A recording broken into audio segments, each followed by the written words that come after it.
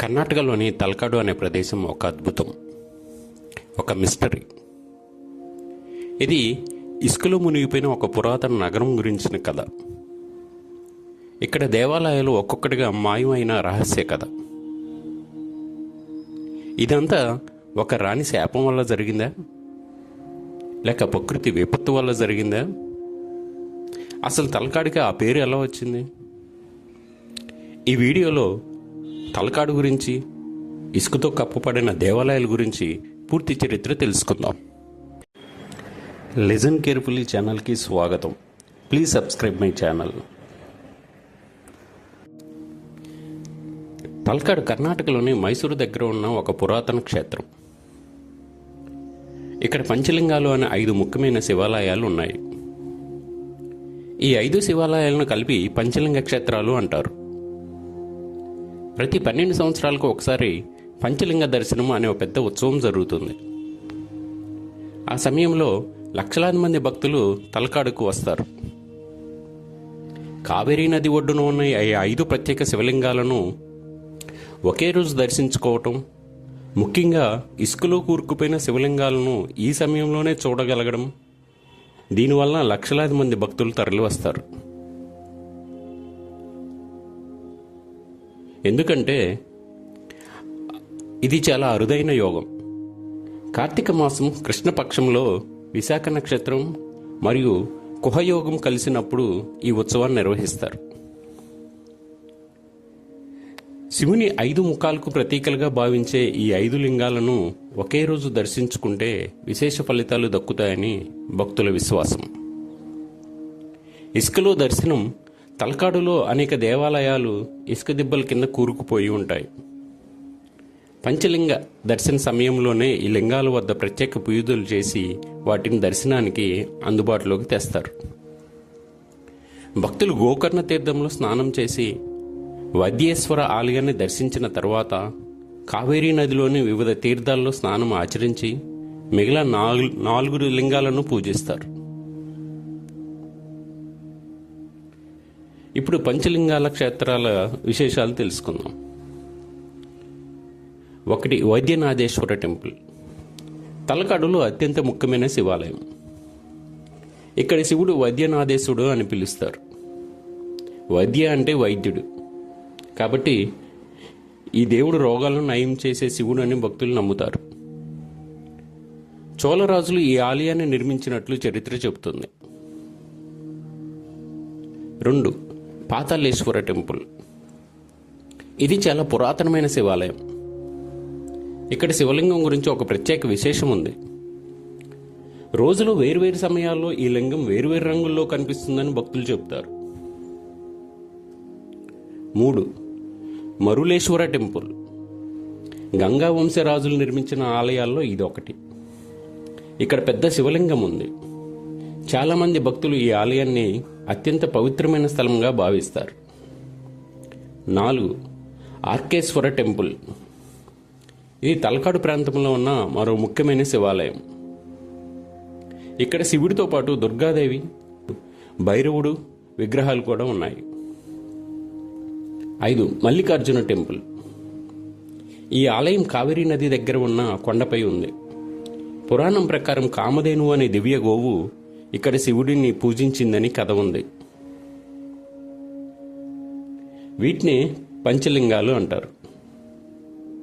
ప్రతి 12 సంవత్సరాలకు ఒకసారి తలకాడులో పంచలింగ దర్శనం జరుగుతుంది.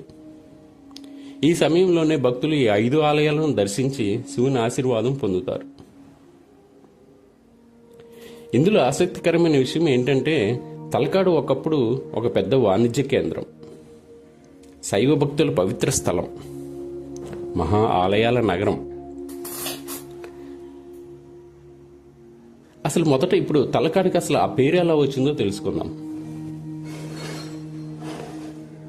చాలా కాలం క్రితం సోమదత్త అనే మహర్షి కాశీలో తపస్సు చేసేవాడు. ఆయన లక్ష్యం మోక్షం పొందటం. ఒకరోజు శివుడు ఆయనకు ప్రత్యక్షమై ఇలా చెప్పాడంట, కాశీ కన్నా పవిత్రమైన ప్రదేశం ఒకటి ఉంది. అది కావేరీ నదీ తీరంలో ఉన్న సిద్ధారణ్య క్షేత్రం. అక్కడికి వెళ్ళి తపస్సు చేయి, నీ కోరిక నెరవేరుతుంది. అని చెప్పాడట. అప్పుడు సోమదత్త మహర్షి తన శిష్యులతో కలిసి ఆ ప్రాంతానికి ప్రయాణం ప్రారంభించాడు. కానీ ప్రయాణంలో ఒక పెద్ద సంఘటన జరిగింది.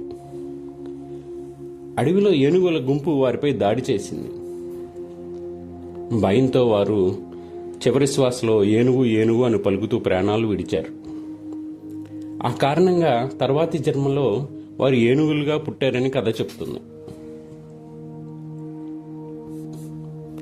ఆ ఏనుగులు ప్రతిరోజు ఒక పవిత్రమైన శివలింగం దగ్గర ఉన్న చెట్టును పూజించేవి. ఆ చెట్టు దగ్గర ఉన్న ఒక చిన్న సరస్సు ఉండేది. ఆ సరస్సులో స్నానం చేసి పువ్వులు సమర్పించి ఏనుగులు ప్రతిరోజు శివుడిని ప్రార్థించేవి. అందువల్ల ఆ అడవిని గజారణ్యం అని పిలిచేవారు.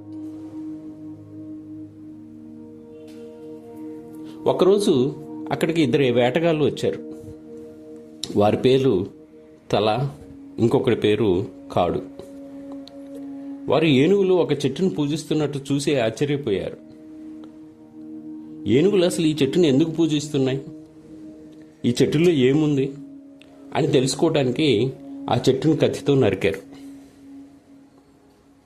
అప్పుడు ఒక అద్భుతం జరిగింది. చెట్టులో నుంచి రక్తం కారడం ప్రారంభమైంది. దాన్ని చూసి వారు భయపడిపోయారు. అప్పుడు ఆకాశం నుంచి ఒక దివ్య స్వరం వినిపించింది. ఈ చెట్టు సాధారణ చెట్టు కాదు, ఇది శివుడి రూపం అని ఆ స్వరం ఇలా చెప్పింది. చెట్టుకు గాయమైంది, దాని ఆకులు రుబ్బి గాయంపై పెట్టండి. వేటగాళ్ళు అలాగే చేశారు. అప్పుడు ఆ గాయం మాయమైపోయింది. అక్కడ కథ చెప్తుంది. ఆ పవిత్ర జలాన్ని తాగిన తర్వాత వేటగాళ్ళు మరియు ఏనుగులు అందరూ మోక్షం పొందారు. తలకాడు అనే పేరు ఈ సంఘటన తర్వాత ప్రారంభమైంది.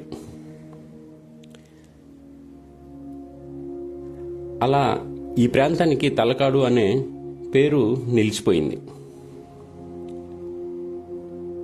ఇక్కడ వైద్యనాథేశ్వర స్వామి గురించి ఒక నిమిషం చెప్పుకోవాలి. ఈ సంఘటనలో శివుడు తన గాయాన్ని తానే నయం చేసుకున్నాడని భక్తులు నమ్ముతారు.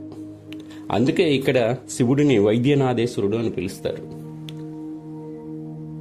అందుకే అనారోగ్యంతో బాధపడుతున్న భక్తులందరూ ఎక్కువగా ఈ వైద్యనాథేశ్వరుడి దర్శనం కోసం వస్తారు.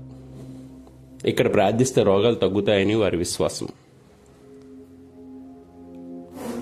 తలకాడు కేవలం పురాణ కథలు మాత్రమే కాదు, చారిత్రాత్మకంగా కూడా చాలా ముఖ్యమైన నగరం. ఒకప్పుడు ఇది గంగా వంశ రాజధాని. చోళులు పరిపాలించారు, తర్వాత హోయసలు రాజులు పరిపాలించారు, తర్వాత విజయనగర సామ్రాజ్యం పరిపాలించింది, చివరకు మైసూరు ఒడియార్ రాజులు పరిపాలించారు. అలా అనేక రాజవంశాలు ఈ ప్రాంతాన్ని పరిపాలించాయి. దేవాలయాలన్నీ ఇసుకతో ఎందుకు కప్పబడి ఉన్నాయి, దాని వెనుకున్న చరిత్ర ఏంటి ఇప్పుడు చూద్దాం. తలకాడు చరిత్రలో అత్యంత ప్రసిద్ధి చెందిన కథ రాణి శాపం. ఈ కథలో ముఖ్య పాత్రలు తిరుమల రాజా, రాజా వడయార్, అలమేలమ్మ. ఒకప్పుడు తలకాడు ప్రాంతాన్ని తిరుమల రాజా పరిపాలించేవాడు. ఆయన భార్య అలమేలమ్మ రాణి. తిరుమల రాజా తీవ్రమైన అనారోగ్యంతో బాధపడుతూ శ్రీరంగపట్నం వద్ద ఉన్న రంగనాథ స్వామి టెంపుల్లో నివసించేవాడు. రాణి అలమేలమ్మ ప్రతిరోజు దేవుడికి నగలు సమర్పించేది. ఆ నగలు చాలా విలువైనవి. ఇది తెలుసుకున్న మైసూరు రాజా వడియార్ ఆ నగలను ఎలాగైనా స్వాధీనం చేసుకోవాలని అనుకుంటాడు. రాజా వడియార్ వర్తమానం పంపిస్తాడు. రాణి దగ్గరున్న నగలన్నీ తనకు అప్పగించాలని. కానీ అలమేలమ్మ దానికి ఏమాత్రం ఒప్పుకోలేదు. రాజా వడియార్ రాణి మీద ఒత్తిడి పెంచాడు. రాణికి అర్థమైంది, ఎలాగైనా రాజా వడియార్ తన నగలను స్వాధీనం చేసుకుంటారని. వీళ్ళకి నా నగలు దొరకకుండా ఎక్కడికైనా పారిపోవాలని నిర్ణయించుకుంది. అప్పుడు ఆమె ఒక నిర్ణయం తీసుకుంది. ఆమె కావేరీ నది వైపు పారిపోయింది. కావేరీ నది దగ్గరికి వెళ్ళి రాణి ఒక ఘోరమైన శాపం ఇచ్చింది. అదేంటంటే తలకాడు ఇసుకలో మునిగిపోవాలి, మాలింగి వద్ద నది భయంకరమైన గుంటగా మారాలి, మైసూరు రాజులకు సంతానం లేకుండా పోవాలి అని శపించింది. అలా శపించి ఆమె కావేరీ నదిలో దూకింది. రాణి శాపం తర్వాత వింత సంఘటనలు జరిగాయి. తలకాడు నగరం చిన్నగా ఇసుకతో నిండిపోవటం ప్రారంభమైంది. ఆలయాలు ఒక్కొక్కటి ఇసుకలో కూరుకుపోయాయి. ఇప్పటికీ అక్కడ పెద్ద పెద్ద ఇసుక గుట్టలు కనిపిస్తాయి. మైసూరు రాజవంశంలో చాలా రాజులకు పురుష సంతానం లేకపోవటం జరిగింది. అందుకే చాలామంది ఈ శాపం నిజమని నమ్ముతారు. కానీ ఆధునిక శాస్త్రవేత్తల అభిప్రాయం ఏంటంటే కావేరీ నది ప్రవాహం మారిపోయింది.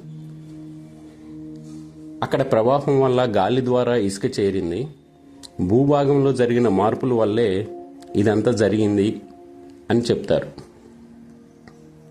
అంటే ఇది ప్రకృతి విపత్తు కూడా కారణం కావచ్చు. కానీ స్థానికులు మాత్రం ఇది రాణి శాపమే అంటారు. తలకాడు ఎప్పటికీ ఒక రహస్య ప్రదేశం. ఇక్కడ ఇసుకలో దాగిన దేవాలయాలు, రాణి శాపం కథ, కావేరీ నదీ రహస్యం అన్నీ కలిపి తలకాడును ఒక మిస్టరీ నగరంగా మార్చాయి. మీరు ఎప్పుడైనా కర్ణాటక వెళ్తే ఈ రహస్య నగరాన్ని తప్పకుండా చూడండి. ఎందుకంటే ఇది చరిత్ర, పురాణం, రహస్యం కలిసిన ప్రదేశం. Thank you. Please subscribe my channel. Thank you very much.